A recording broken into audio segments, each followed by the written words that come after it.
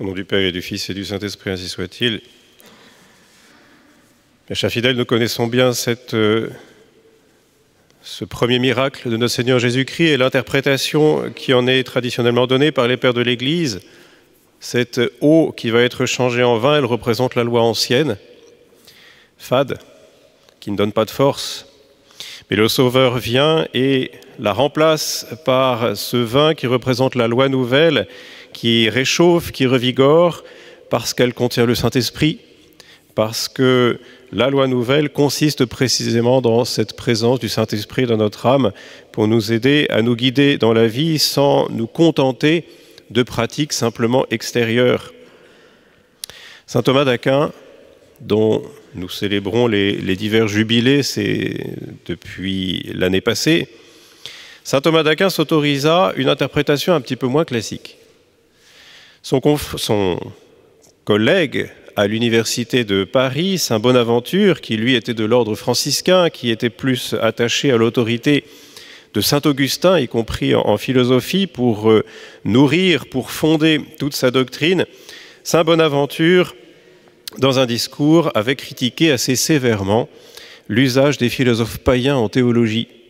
Et il disait « c'est mêler de l'eau au vin pur de la parole de Dieu que d'utiliser la doctrine de ces philosophes païens pour faire de la théologie. » Saint Thomas d'Aquin répondit « non, ça n'est pas couper du vin avec de l'eau, ça n'est pas mêler de l'eau au vin, c'est au contraire convertir de l'eau en vin. » Et en effet, Saint Thomas d'Aquin n'hésita pas à utiliser la philosophie d'Aristote pour nourrir sa théologie, pour servir sa théologie, pour trouver les outils intellectuels dont il avait besoin, pour expliquer, décrire les mystères de la foi autant qu'il est possible.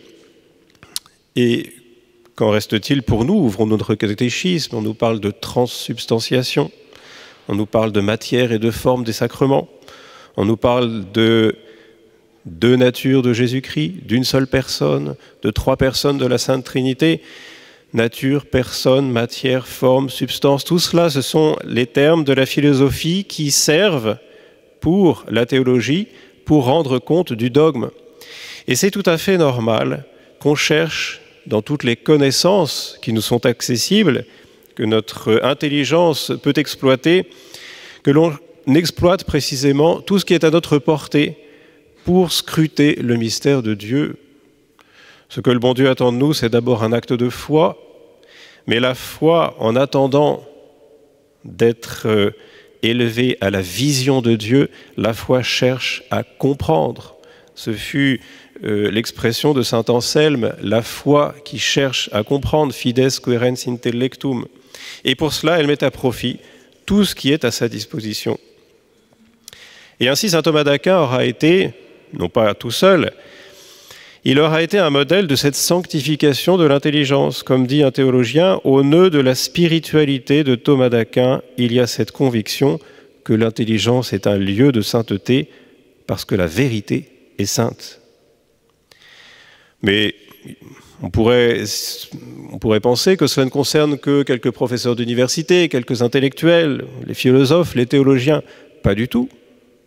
Pas du tout. Si notre intelligence, à partir de la foi, cherche à se déployer, elle se déploiera non seulement dans la méditation des mystères de la foi, mais elle va imprégner toute la société d'esprit chrétien. Et c'est cela qui a abouti à la chrétienté. La foi qui se déploie non seulement dans la théologie, mais dans tous les domaines de notre vie. Et cela répond à une exigence de notre intelligence et de notre cœur, cette exigence de cohérence, d'unité. Nous ne pouvons pas être catholiques le dimanche et laïcistes pendant la semaine. Nous ne pouvons pas le dimanche professer la morale catholique et pendant la semaine admettre tous les slogans et toutes les turpitudes du moment. Nous avons besoin de cette cohérence, de cette unité dans toute notre vie, de notre intelligence, de notre cœur, de nos activités. Et c'est pour cela que très spontanément, l'esprit chrétien a monté la chrétienté. Bien sûr, aujourd'hui, nous en sommes loin, nous en sommes très loin. Tout s'est effondré et précisément, pourquoi? Pourquoi est-ce que tout s'est effondré? Sans doute, le diable est à l'œuvre. les ennemis de l'Église sont à l'œuvre. Sans doute, il y a eu la faiblesse des chrétiens, malheureusement. Mais comment se fait-il que telle ou telle âme, qui pendant longtemps a professé les vérités du catéchisme, qui pendant longtemps a vécu selon les usages de la vie chrétienne, la messe le dimanche, la confession régulière, les retraites, subitement abandonne tout, du jour au lendemain? Est-ce qu'un édifice pareil s'écroule en un jour?